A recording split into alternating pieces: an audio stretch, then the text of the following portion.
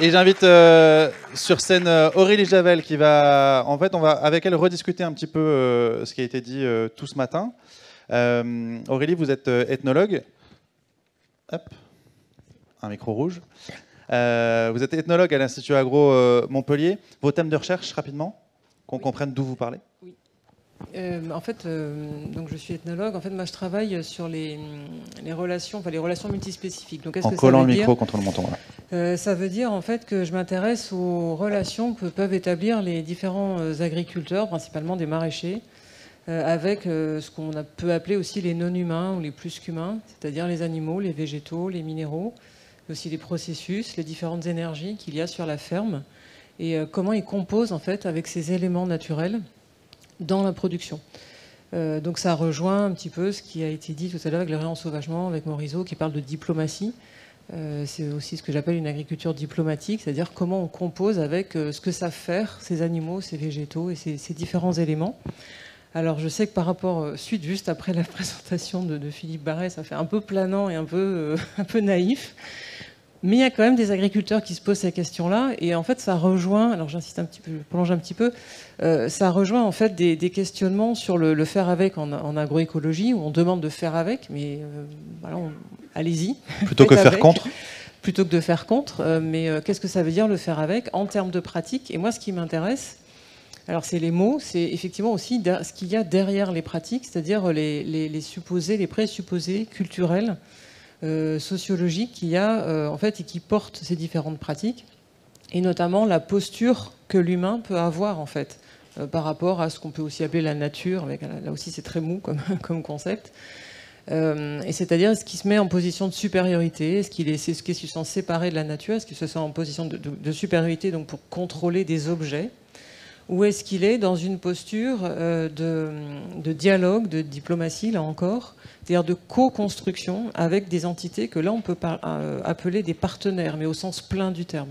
Et donc là évidemment c'est un continuum, hein, c'est pas blanc ou noir, c'est un continuum d'évolution de posture, d'évolution de questionnement, d'évolution de... là du coup ça rejoint en fait aussi les questions d'humilité par rapport à ce qu'on croit être en tant qu'être humain par rapport au reste de l'univers. C'est aussi des questions de doute, de remise en question de ses connaissances. Et c'est des questions aussi de faire face à l'incertitude, au risque. Ça, c'est des questions agroécologiques classiques. Mais ça veut dire aussi des remises en question par l'observation, par l'attention qu'on peut porter à ces non-humains et qui permettent une reconstruction de connaissances différentes.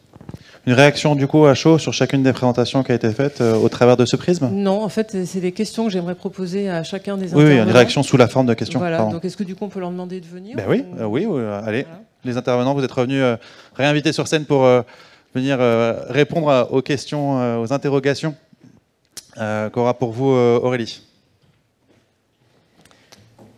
Alors, attendant que tout le monde s'installe, en fait, la première question que j'avais à Philippe Barret, mais que je m'étais basée en fait sur le travail de votre étudiant, donc forcément c'est un petit peu déconnecté, donc ça va faire un petit peu rigoler ces questions que j'ai, mais bon, en fait je voulais savoir, parce que j'ai regardé du coup régénérer ce que ça voulait dire dans le Larousse, ça veut dire quand même reconstituer des tissus organiques après destruction, réformer en ramenant à un état antérieur jugé supérieur, ou rendre à une substance ses propriétés initiales altérées ou modifiées au cours du temps.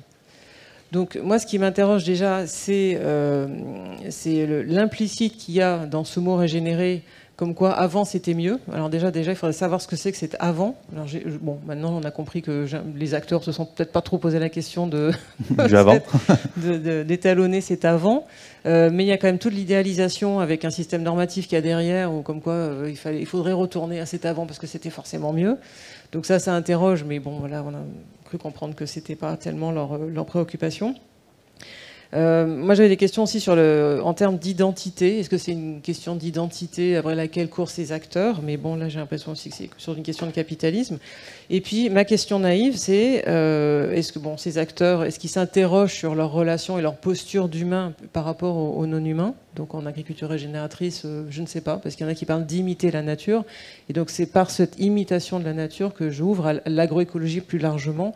Est-ce qu'effectivement, derrière imiter la nature, on est toujours dans le contrôle objet, ou est-ce qu'on réussit à aller vers quelque chose de différent en fait? Oui, non, mais votre question est tout à fait pertinente. Et dans la compétition que j'évoquais tout à l'heure, il y a quand même cette compétition du XXe siècle entre un modèle de maîtrise de la nature, basé sur essentiellement les substances chimiques, et un modèle d'alliance avec la nature qui a émergé en fin de siècle.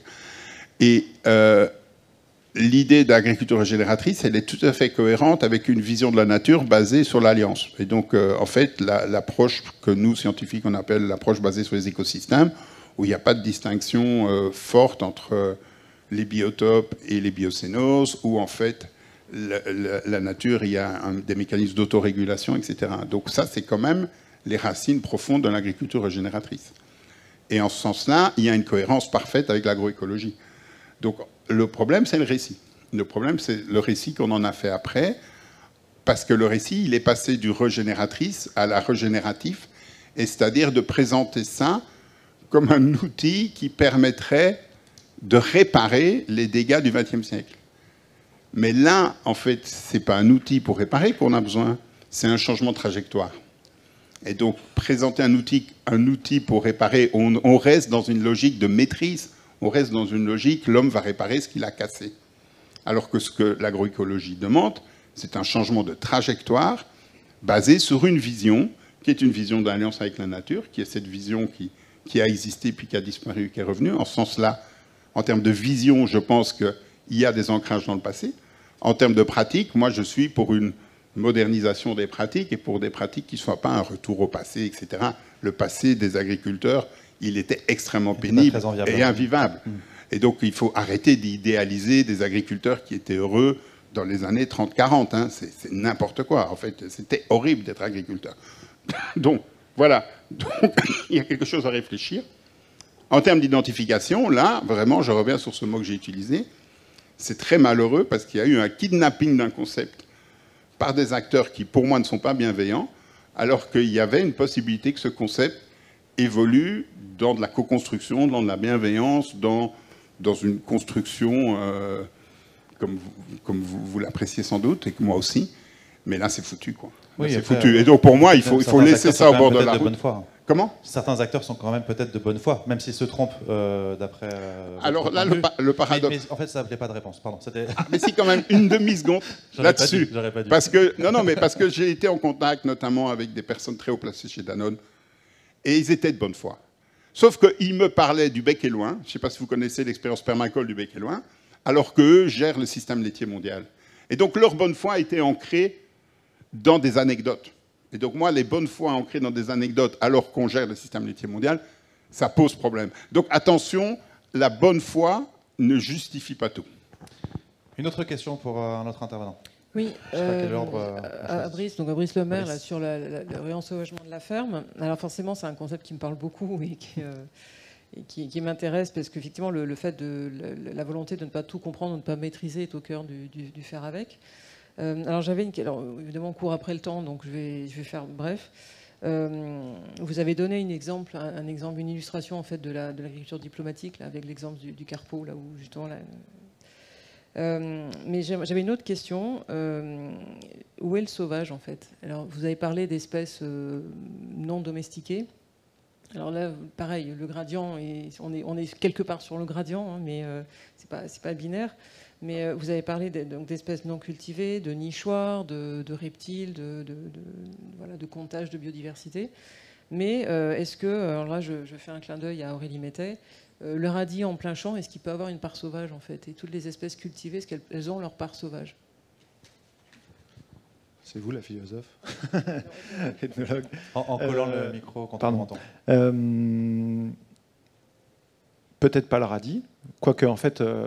On dit, Baptiste, moi j'essaie aussi de... Je ne suis pas philosophe, par contre je côtoie beaucoup quelqu'un qui travaille sur les mots, notamment un de ses propos que je trouve hyper intéressant, il dit, quelque part on n'est pas des producteurs, on n'est pas producteurs agricoles, on ne produit rien, on ne produit pas un radis.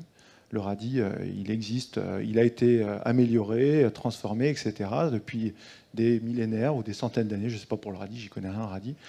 Mais on ne produit pas le radis. Donc il a sa part de sauvage mécaniquement, puisqu'on ne l'a pas inventé. La brebis ne se produit pas, elle se produit elle-même et elle est issue de sa part de sauvage. Donc je dirais oui pour ce qui est du radis, et puis oui pour tout ce qui fait que le radis vit. C'est-à-dire que le radis, sans tout ce qui l'entoure, il n'y a pas de radis. Il n'y a pas d'humain sans tout ce qui nous entoure. Il n'y a pas de vache s'il n'y a pas tout le reste. Et donc, mécaniquement, oui, il est sauvage si on veut le relier à tout ce qui pourrait être sauvage. C'est-à-dire que voilà, le radis, il n'y a rien qui vit tout seul.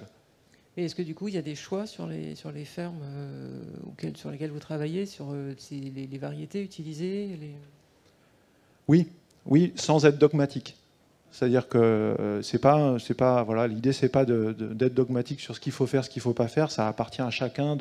Chaque trajectoire de ferme est propre et voilà. Donc on peut avoir des variétés hybrides. Oui.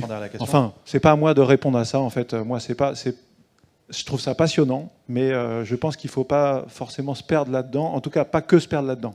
C'est pas l'alpha et l'oméga la technique n'est pas que l'alpha. C'est aussi notre rapport au vivant qui doit nous guider sur nos choix. Et pas forcément l'inverse. C'est-à-dire qu'est-ce que je veux pour ma ferme, et à partir de ça, qu'est-ce que je comprends de ça, et après je fais mes choix, je prends des hybrides si je veux des tomates, etc., plus rapides, etc. Pourquoi pas? Il n'y a pas de dogmatisme là-dessus, puisque c'est un rapport au vivant, forcément, ça nous appartient à nous en tant qu'individus, en tant qu'espèce, et donc forcément c'est juste absolument indescriptible quelque part. Et Aurélie, une dernière question pour Claude? Et une dernière question. D'ailleurs, on fait le lien d'ailleurs en collant le micro sur le menton. Et la dernière question que j'aurais, donc du coup, c'est les agriculteurs qui sont en biodynamie, donc sont dans une agriculture qui est quand même particulièrement sensible au lien justement aux éléments de nature, aux forces du cosmos. Est-ce qu'on peut être en biodynamie en étant très matérialiste et très utilitariste en fait, de manière très caricaturale? Alors, de ce que j'ai pu observer, effectivement, depuis 30 années que je suis investi dans la biodynamie, la réponse est que dans les faits, oui. Et la justification, alors, c'est que la biodynamie fonctionne.